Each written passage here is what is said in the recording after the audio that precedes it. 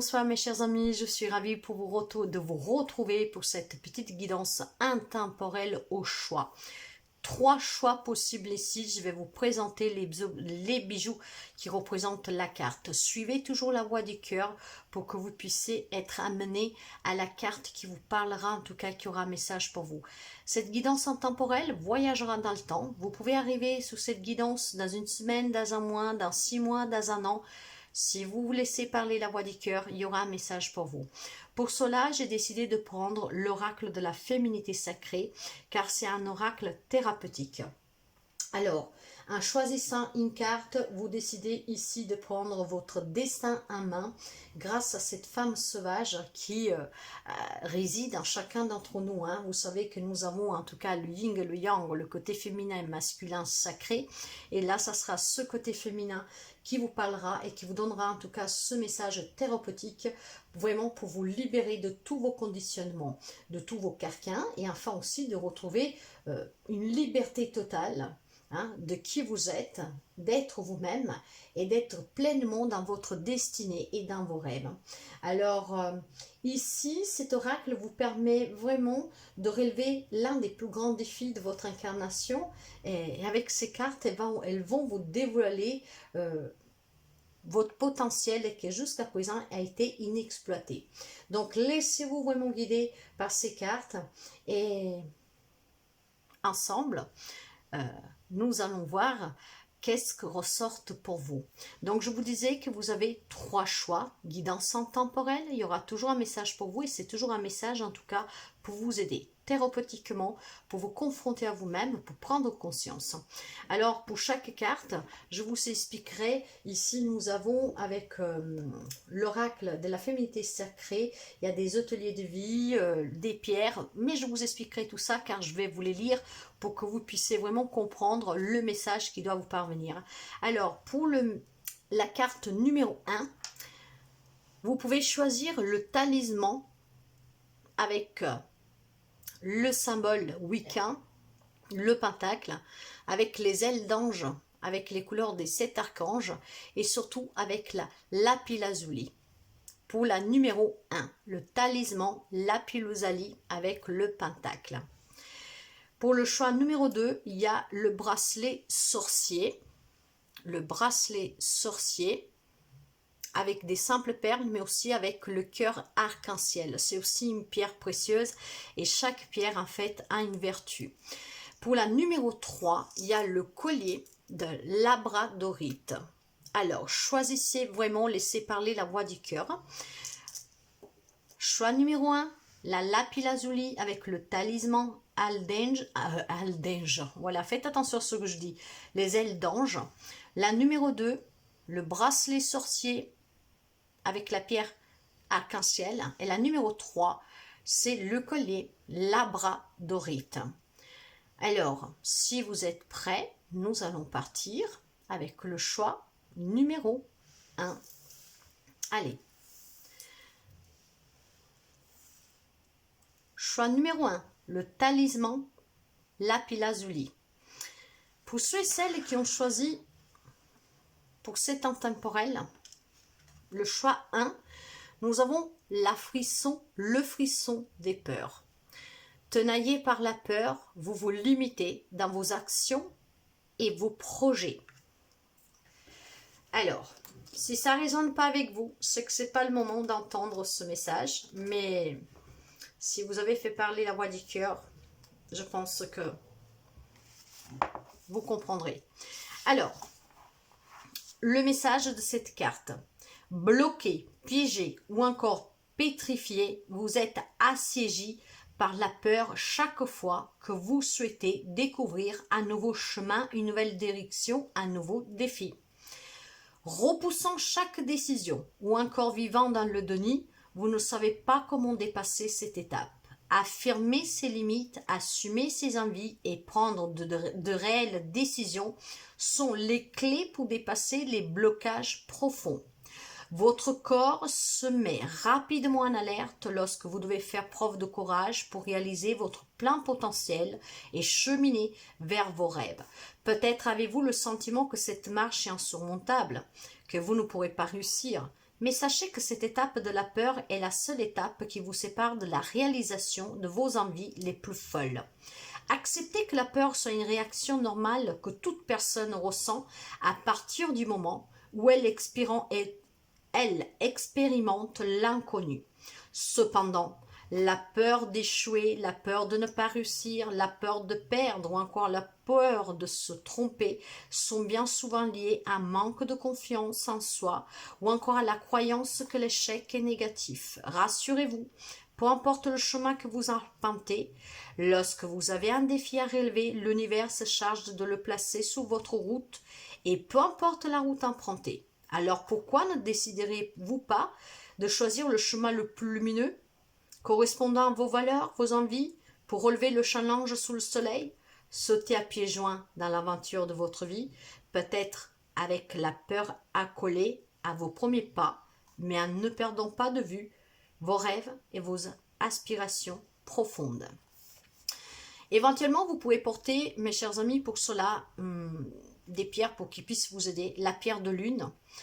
Mais vous pouvez aussi éventuellement faire appel aux plantes comme le géranium bourbon, la muscade, la fleur de bac numéro 20. Ce sont des petits potions et les pierres qui peuvent vous aider. Alors,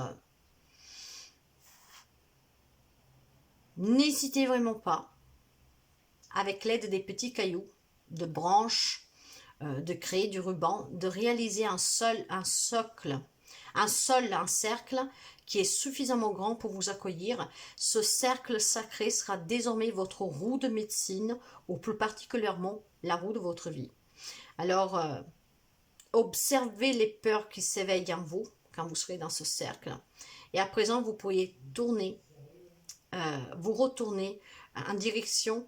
Vous devez vous retourner vers la direction de l'Est et demander au grand-père Feu d'illuminer vos rêves sur votre chemin et de vous aider à maintenir la bonne direction. Alors, voyez, ce sont des tout petits exercices, des tout petits conseils. Donc, n'hésitez vraiment pas, si vous le pouvez, de déposer par exemple une bougie en direction de l'Est, de faire un cercle au sol et vous dirigez, enfin, vous vous retournez vers l'Est et vous demandez au grand-père Feu d'illuminer votre chemin. Portez la pierre de lune, éventuellement ces petites plantes peuvent aussi vous aider, ceux qui vous aideront à dépasser ces peurs et le fouet-son des peurs. Donc voilà pour ceux et celles qui ont choisi la numéro 1. Pour ceux et celles qui ont choisi la numéro 2, le bracelet de sorcière avec la pierre arc-en-ciel. Nous avons le carcan de l'humiliation. Sortez de votre coquille, ne vous privez pas d'être vous-même et d'exprimer vos aspirations.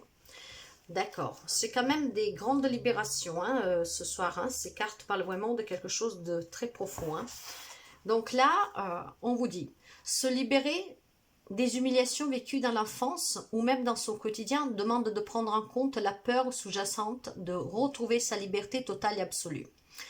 Car la liberté est un mot qui peut véritablement impressionner lorsque vous n'avez pas perçu son sens dans votre vie depuis bien longtemps, voire depuis toujours.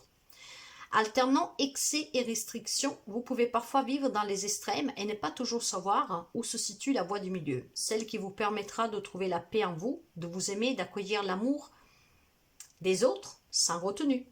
La liberté est l'accessibilité à tout. Et c'est peut-être ce qui vous fait le plus peur. Sachez que dans la liberté, vous ne pouvez contrôler vos actes pour s'adapter aux autres et à leurs croyances qui vous ont tellement conditionné à les rendre heureux et fiers de vous. Finalement, décider de sortir du carcan de l'humiliation, c'est vivre la crise de l'adolescence où vous pouvez sortir des désirs emprisonnants des autres pour vivre vous pleinement. Certes, il peut y avoir des erreurs, du ridicule, mais cela est-il dangereux? Il n'y a jamais d'erreur ni d'échec, il y a toujours des expériences. Il n'y a jamais d'erreur ni d'échec, parce que les expériences, c'est ceux qui vous construiront. La vie est un jeu où vous pouvez endosser les costumes et tous les masques pour expérimenter tout en souriant. Alors sortez de votre coquille pour relever votre différentes facettes et lâchez-les. Qu'en dirait-on? Vivre sous la contrainte du jugement des autres, c'est se limiter à vouloir devenir une copie de ceux-ci. Vous êtes une femme merveilleuse, un homme. Telle une note de musique qui ne peut rassembler aux autres. Vous êtes unique et le monde a besoin de votre subtilité. N'attendez plus et agissez selon vos envies. La pierre que vous pourriez porter pour qu'elle puisse vous aider à sortir de ce quelqu'un de l'humiliation, c'est la rhodonite. Vous pourriez éventuellement aussi prendre des plantes comme la fleur de Bach numéro 10, c'est le pommier sauvage. Et ici, on vous dit aussi que cette technique de libération des émotions et des réformulations des pensées positives permet de redonner une nouvelle information à vos cellules et ainsi de changer de manière votre manière d'appréhender la vie. Donc, le positif est réalisé par des petits tapotements sous les méridiens énergétiques chinois comme suit. Alors, en fait, c'est un petit exercice que je vais vous montrer. Ça peut vous aider. En tapotant plusieurs fois sous chaque pointe spécifique, dites les phrases suivantes. Je m'aime tel que je suis. J'exprime librement qui je suis. J'accepte mes erreurs, mes échecs et mes défauts. Je joue avec la vie en toute liberté. Je m'offre du temps pour moi, sans me juger, ni me sentir coupable ou honteuse. Et notez vos ressentis dans un carnet. Les points que vous devez tapoter, ils sont là. Voyez? Il y en a un là-dessus, il y en a un là, il y en a un là. En fait, vous en avez un sous la tête. Un vers au milieu des yeux, hein, les sourcils. Un vers le coin des yeux. Un dessous du nez, en dessous du menton. Après, vous tapotez juste là, en dessous des épaules. Enfin, en dessous du cou, là, vous voyez. Après, sous les côtés des seins et en dessous des seins. Je vous montre bien les images. Donc, 1, 2, au milieu des yeux, 3, 4 en dessous du nez, 5, 6, 7 et 8. Et vous pouvez aussi tapoter vos doigts, vous voyez. L'index. Non, le pouce, l'index. Le doigt d'honneur, vous m'excuserez, mais je les mange. Vous avez les deux petits points ici et ça. Ce sont des petits exercices, mes chers amis. Mais surtout, n'oubliez pas de porter la rhodontite et éventuellement cet petit exercice. Donc voilà pour vous qui avez choisi la carte numéro 2. Pour ceux et celles qui ont choisi la numéro 3, la labradorite, le collier, vous avez la fourberie, les fourberies de l'ego. De quoi vous protégez-vous? Suivez les conseils de votre cœur. D'accord. Alors, qu'est-ce qu'elle vous dit cette carte pour vous qui avez choisi la numéro 4 de coup? Intuition ou ego? Bien souvent, nous croyons que nos pensées sont le fruit de notre intuition, alors qu'il n'en est rien. L'intuition et le mental sont bien deux choses distinctes qui ne sont nullement produites par la même énergie. L'intuition vient de la puissance de l'âme et de votre capacité à faire le vide loin des pensées incessantes pour nous laisser percevoir que l'énergie subtile des messages divins et terrestres. Loin du petit moi, tandis que l'ego, du haut de sa tour, construite par les peurs, les croyances et les conditionnements, joue un rôle de juge, évaluant l'acte plus sûr pour vous protéger. Cependant, est-ce véritablement le choix le plus judicieux? Et pour qui ouvre-t-il? Votre âme ou vos peurs? De qui vous protège-t-il? De vous-même? Bien souvent, vos mécanismes de défense sont bien ancrés et vous laissent peu d'espace à la réflexion, en agissant brutalement par une réponse réactive et parfois démesurée, vous éloignant de votre vrai bonheur, de votre épanouissement. En outre, nous pouvons parfois nous éloigner de nos vrais besoins en étant tirés par ceux qui brillent ou par ceux qui est plus facile à réaliser. Et en choisissant ce chemin, vous oubliez ce qui est plus sain, plus vrai et plus en alignement avec votre vraie nature, vos vraies valeurs. Alors prenez le temps, en tirant cette carte, de vous poser la question suivante. Suis-je sur le bon chemin en écoutant mon ego? Suis-je en train de suivre la voie du cœur?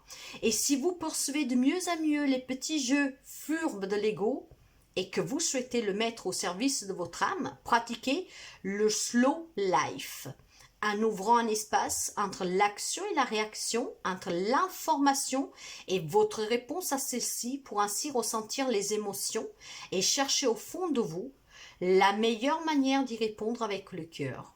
La bienveillance pour vous et les autres, il est parfois nécessaire aussi de les rassurer en lui expliquant combien même si vous avez peur, la meilleure solution est de la dépasser et qu'il peut vous aider en vous donnant son énergie puissante d'impulsion et de courage. La pierre que vous pouvez porter pour vous aider à dépasser ces fourberies de l'ego, c'est l'améthyste. La plante que vous pouvez prendre, c'est la fleur de Bach 35, le marronnier blanc. L'atelier de vie, en fin de journée, prenez un cahier et une feuille et repensez à vos actions et surtout à vos réactions face à une situation de la journée. Indiquez la situation puis votre réaction, puis identifiez si votre ego a joué un rôle. Prenez le temps aussi de comprendre pourquoi votre ego s'est mis en ordre de marche aussi rapidement, s'il est intervenu. Quelle est l'histoire qui se raconte? Quelle peur avez-vous? Quelle blessure s'est réactive dans ce genre de situation? Une fois que vous avez identifié, imaginez comment vous auriez pu répondre à cette personne ou comment vous auriez pu vous comporter en répondant avec le cœur et l'accueil et non avec l'ego. Donc notez ce que vous ressentez dans un carnet. Ce sont des tout petits exercices, mes chers amis. Alors, j'espère que peuvent vous aider, qui peuvent en tout cas vous aider à vous libérer. Voilà pour vous. À très bientôt.